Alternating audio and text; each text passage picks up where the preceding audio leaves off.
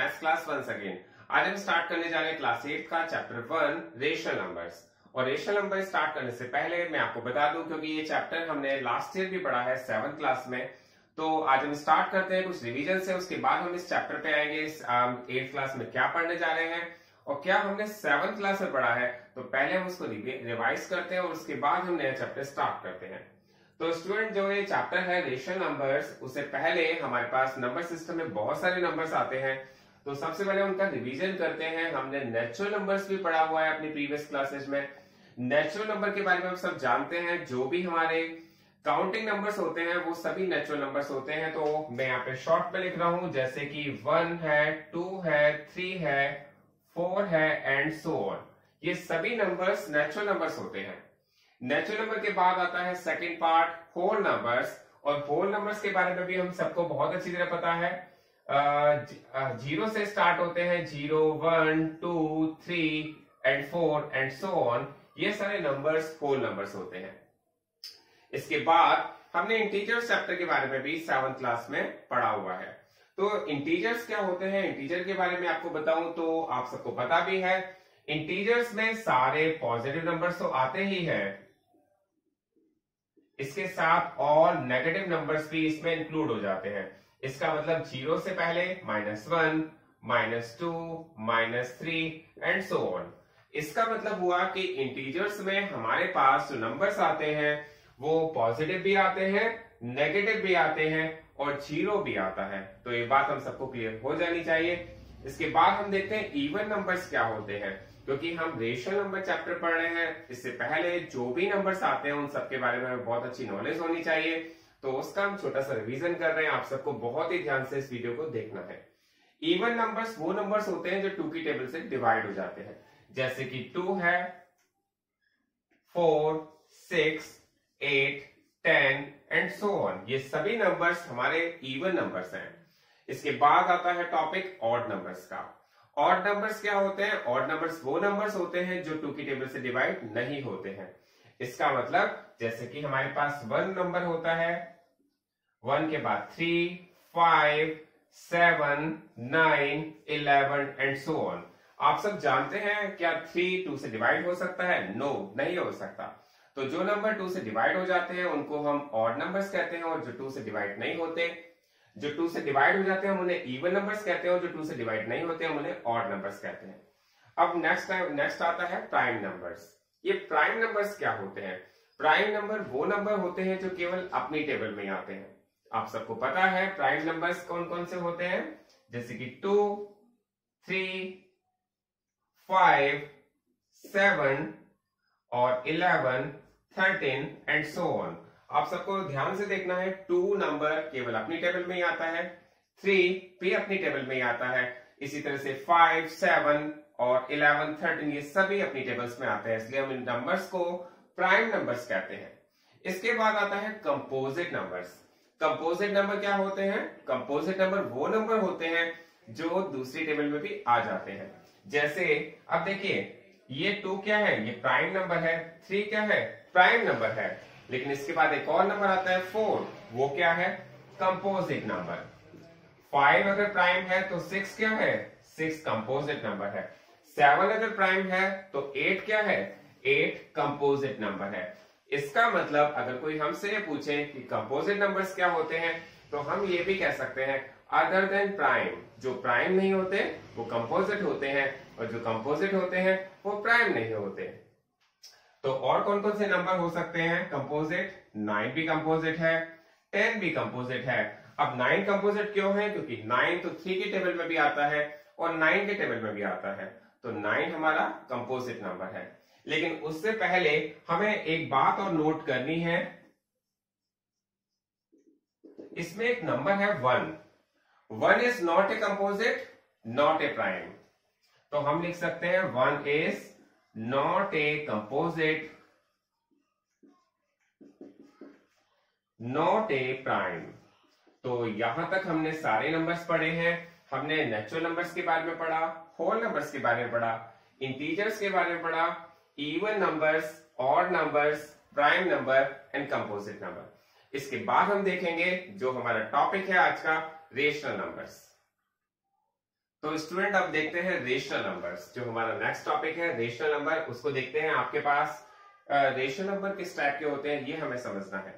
देखिए यहाँ पर एक डेफिनेशन है जो मैं यहाँ पे लिखवा रहा हूं, आप उसे नोट कर लीजिए। If A number is in the form of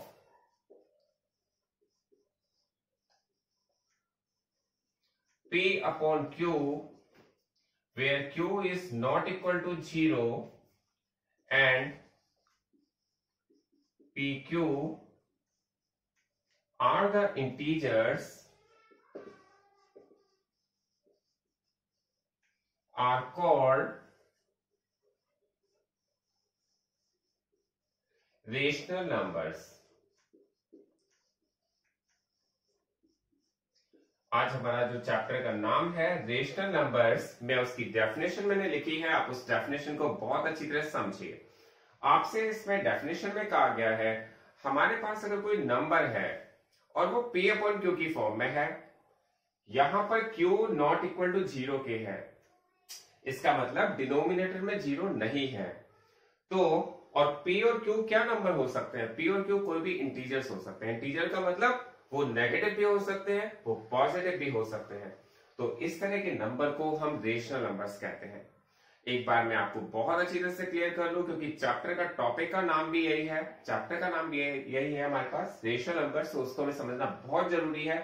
इसमें आपसे कहा गया है number is in the form of P upon Q where Q is not equal to 0 and P and Q are the integers, then it is called rational numbers।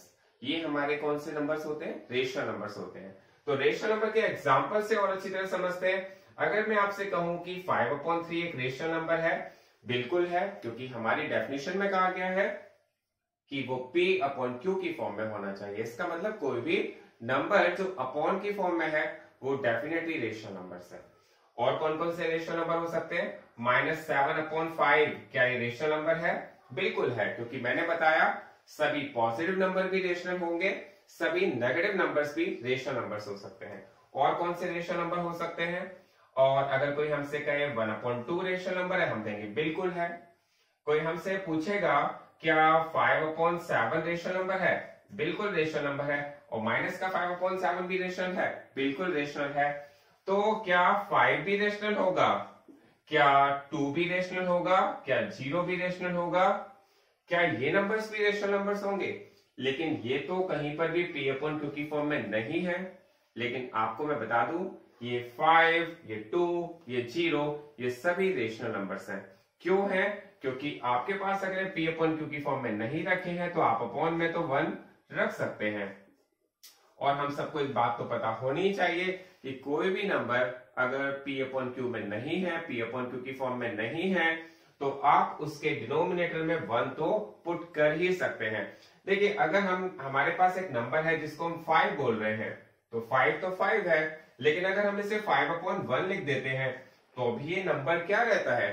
तो भी ये number 5 रहता है। इसका मतलब हमारे पास अगर कोई नंबर है 5 तो वो रेशनल है, क्योंकि हम इसे 5/1 लिख सकते हैं। अगर हमारे पास कोई नंबर है 2 तो हम इसे 2/1 लिख सकते हैं, क्योंकि ये रेशनल नंबर्स है। 2/1, 0/1।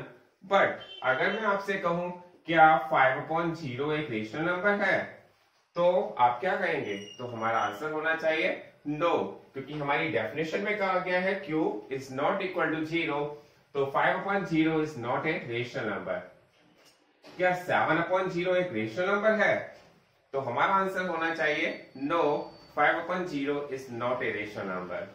इसका मतलब हमारे पास डेफिनेशन में बहुत ही क्लियर है कि सभी रेशनल नंबर हो सकते हैं जो P अपॉन Q की फॉर्म में होते हैं, लेकिन वो रेशनल नंबर नहीं हो सकता जहां पर Q की वैल्यू या डिनोमिनेटर के प्लेस पर 0 आया हो। तो आपको रेशनल नंबर की डेफिनेशन बहुत ही क्लियर हो गई होगी। अब देखते हैं इसके आगे के टॉपिक। अब हमारा नेक्स्ट टॉपिक है एडिटिव इनवर्स और मल्टीप्लिकेटिव इनवर्स। तो देखते हैं इसमें हमारे पास 2 टॉपिक और आ रहे हैं। अभी तक हमने रेशनल नंबर्स के बारे में पढ़ा है, तो एडिटिव इनवर्स क्या होता है मैं एक एग्जांपल के थ्रू आपको समझा रहा हूं। आपसे पूछा जाएगा, आपसे पूछा गया है एडिटिव इनवर्स ऑफ -1/5। जब हम किसी का एडिटिव इनवर्स फाइंड करते हैं तो हम उसके केवल साइन को चेंज करते हैं, वैल्यू को नहीं करते। तो जैसे मैंने आपसे बताया एडिटिव इनवर्स ऑफ -1/5, तो आपको इसका एडिटिव इनवर्स अगर फाइंड करने के लिए कहा जाता है तो आपको क्या करना पड़ेगा, आपको इसके साइन को चेंज करना है, इसकी वैल्यू को चेंज नहीं करना। तो आपने देखा कि माइनस का 1/5 है, इसका एडिटिव इनवर्स आपसे पूछा गया है, तो आपने इसको 1/5 लिख दिया है। तो बहुत ही क्लियर हो जाना चाहिए कि एडिटिव इनवर्स के केस में साइन चेंज हो जाते हैं, वैल्यू सेम रहती है। आपसे एक और एग्जांपल ले लिया है मैंने, एडिटिव इनवर्स ऑफ 2/7। तो 2/7 का एडिटिव इनवर्स क्या होगा, तो आपको यहां पर लिखना होगा माइनस का 2/7। तो बहुत ही क्लियर, अगर कोई वैल्यू माइनस की है तो उसका एडिटिव इनवर्स पॉजिटिव होगा, और अगर कोई वैल्यू प्लस की है तो उसका एडिटिव इनवर्स नेगेटिव होगा। तो बहुत ही क्लियर आपको हो गया होगा, एडिटिव इनवर्स के क्वेश्चन भी हमारे चैप्टर में जरूर आएंगे। इसके बाद नेक्स्ट टॉपिक है मल्टीप्लिकेटिव इनवर्स। ये मल्टीप्लिकेटिव इनवर्स क्या होता है, मल्टीप्लिकेटिव इनवर्स को हम जनरली रेसिप्रोकल वर्ड से भी डिनोट करते हैं। तो दोनों वर्ड यूज होते हैं, चाहे आपसे कहा जाए मल्टीप्लिकेटिव इनवर्स फाइंड कीजिए या आपसे कहा जाए रेसिप्रोकल फाइंड कीजिए, दोनों का मीनिंग सेम होता है। तो मल्टीप्लिकेटिव इनवर्स या रेसिप्रोकल फाइंड करने के लिए आपको क्या करना होता है, जैसे मैंने एक एग्जांपल के थ्रू आपको समझाने की कोशिश की है कि आपसे कहा गया माइनस का 2/3, इसका आपको मल्टीप्लिकेटिव इनवर्स फाइंड करना है। मल्टीप्लिकेटिव इनवर्स के केस में आपको साइन चेंज नहीं करने होते हैं, वैल्यू को रेसिप्रोकल कर दिया जाता है, मतलब उल्टा कर दिया जाता है, इसको इनवर्स कर दिया जाता है। तो -2/3 को आप क्या लिखेंगे, माइनस का 3/2। आप देखना आप समझ गए होंगे इसका डिफरेंस क्या है, एडिटिव इनवर्स और मल्टीप्लिकेटिव इनवर्स में क्या डिफरेंस है, ये आपको समझ में आ जाना चाहिए। अगर ये वैल्यू नेगेटिव है तो वो नेगेटिव ही रहेगी, जैसे आपके पास 2/3 दिया हुआ था तो आपने इसको 3/2 लिख दिया। नेक्स्ट आपके पास एक और एग्जांपल है मल्टीप्लिकेटिव इनवर्स का। मल्टीप्लिकेटिव इनवर्स या रेसिप्रोकल आपसे पूछा गया है माइनस के 1/5 का। तो मैंने बताया था मल्टीप्लिकेटिव इनवर्स के केस में आपको साइन चेंज नहीं करना होता, ये माइनस का है तो माइनस ही रहेगा, और 1/5 को आपको लिखना होगा 5। तो हमारे दो टॉपिक और क्लियर हो जाने चाहिए, एडिटिव इनवर्स के केस में साइन चेंज हो जाता है और मल्टीप्लिकेटिव इनवर्स के केस में वैल्यू चेंज हो जाती है, वैल्यू रेसिप्रोकल हो जाती है। तो आज की वीडियो को हम यहीं एंड कर रहे हैं। ये आपके चैप्टर का इंट्रोडक्शन है, बहुत ही जरूरी, बहुत ही इंपॉर्टेंट टॉपिक है, आपको बहुत ध्यान से इस वीडियो को देखना है और अपने वर्क को अपनी कॉपी पर नोट करना है। Thanks a lot for watching this video.